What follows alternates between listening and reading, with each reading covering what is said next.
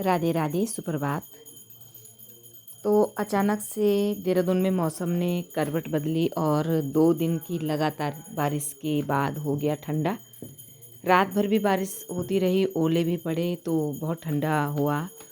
और इस ठंडक को देखते हुए मैंने सोचा कि क्यों ना जो मेरे पास रखे हुए गहत पड़े हुए हैं और तूर की दाल पड़ी हुई है और एक नवरंगी दाल भी होती है जिसे केवल भरी रोटी वगैरह बनती हैं। तो आज मैंने जब कल से मौसम ख़राब हो गया तो कल ही मैंने गहत की दाल उबाल ली और उसका सदुपयोग केवल बारिश में और ठंड में ही हो सकता है। बाकी गर्मियाँ आ रही हैं तो बिल्कुल भी यूज दाल के रूप में तो नहीं होगा।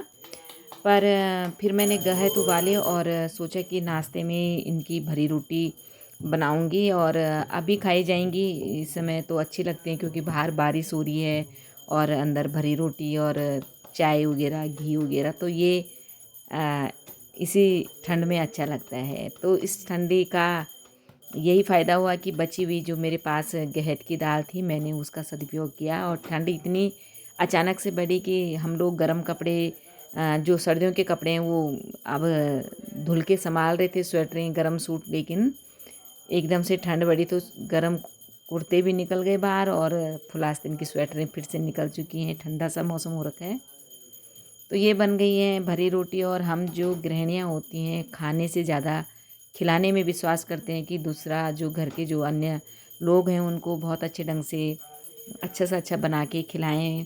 वो बात अलग है कि आजकल जो है बहुत सारे चैनलों में बहुत सारे बाबा लोग होते हैं जो कहते हैं कि तुम केवल खाना बनाने के लिए पैदा नहीं हुए हो। लेकिन भाई मुझे तो यही लगता है कि मेरा जन्म तो इसीलिए हुआ है कि अच्छे से अच्छा खाना बनाऊं और बच्चों को, उनके पापा को और घर में जितने भी लोग हैं जो मेरे बनाए हुए खाने की कदर करते हैं, इज्जत से खाएं, इज्जत करें, उनको मैं अच्छे से अच्छा खाना बना के खिलाऊं। तो मैंने बनाई है भरी रोटी और 3-4 दिन पहले बना दिया था मैंने घी। मलाई होती रहती है, हफ्ते 10 दिन की मलाई मैं इकट्ठी करती हूँ और उसका घी बना देती हूँ।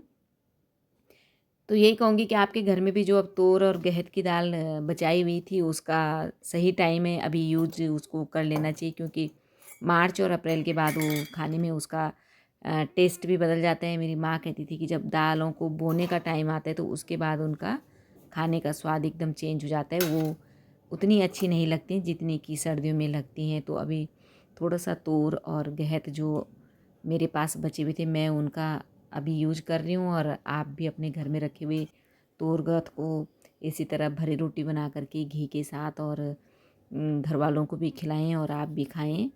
इसमें साथ में भरी रोटी के साथ में चाय गिलास भर के हो और साथ में घी हो तो मज़े आ जाता है। खैर मेरा नंबर बाद में आएगा, अभी तो मैं औरों को खिला पिला रही हूँ। और आपसे भी यही उम्मीद है कि आप भी इसी तरह से भरी रोटी बनाएं, खाएं, खुश रहें, मस्त रहें, व्यस्त रहें। तो अब जो भी दाल बच जाएगी, अगर बाई चांस फिर भी बचती है तो उसको फ्रिज में रखें और फ्रिज में रख करके उसका फाड़ू भी बनाया जा सकता है। इसी के साथ राधे राधे।